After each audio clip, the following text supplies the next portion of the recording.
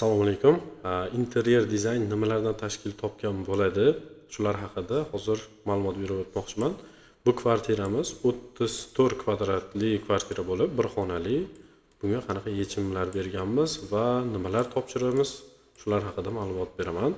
Bu yerda ko'rib turganingiz bu 360 li kadr. O'sha xonani bemalol to'liq aylanib oldindan ko'rishingiz mumkin bo'ladi. Xo'p, boshidan tushuntiradigan bo'lsam, birinchi uyingiz obmer qilinadi, ya'ni o'lchab kelinadi. Detalni qayerdan nima o'tgan, kanalizatsiya qayerda o'tgan, har bitta narsasini o'lchab kelamiz va undan keyin variantlar izlanadi. Bunga bir necha xil variantlar bo'lgan. Uni ichidan ma'qul ikkitasini o'zimiz tanlab beramiz va o'shani sizga yoqqanroq varianti maslahat qilib bittasi tanlanadi. Aynan mana shu variantni ustida detalni ishlanadi. Ya'ni o'sha variant tayyor bo'lgandan keyin buni 3D'si yasaladi.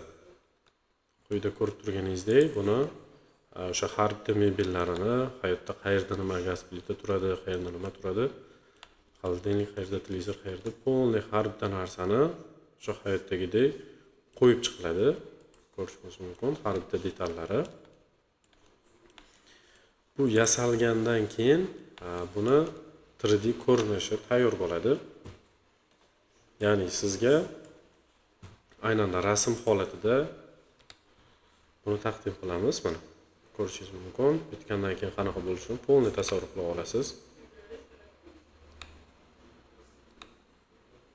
O'tiradigan mana yaxshi zonamiz, oshxona. Mana shunaqa holatda.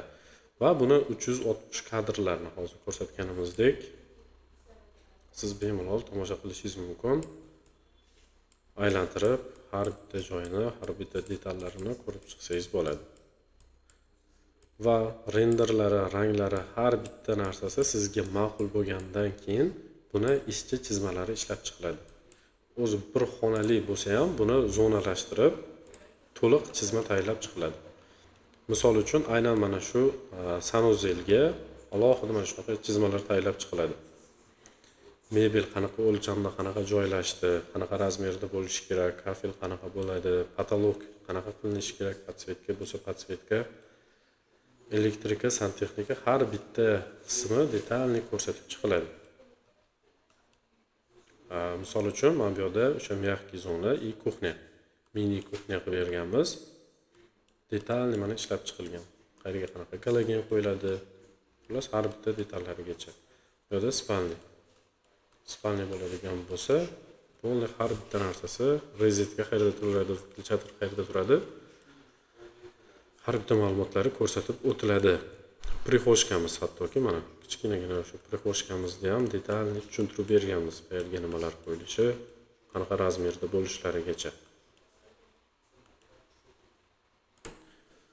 Agar sizga ham xuddi shunaqa xizmatlar kerak bo'lsa, bemalol aloqaga chiqishingiz mumkin. Qo'ldan kelgancha yordam beramiz.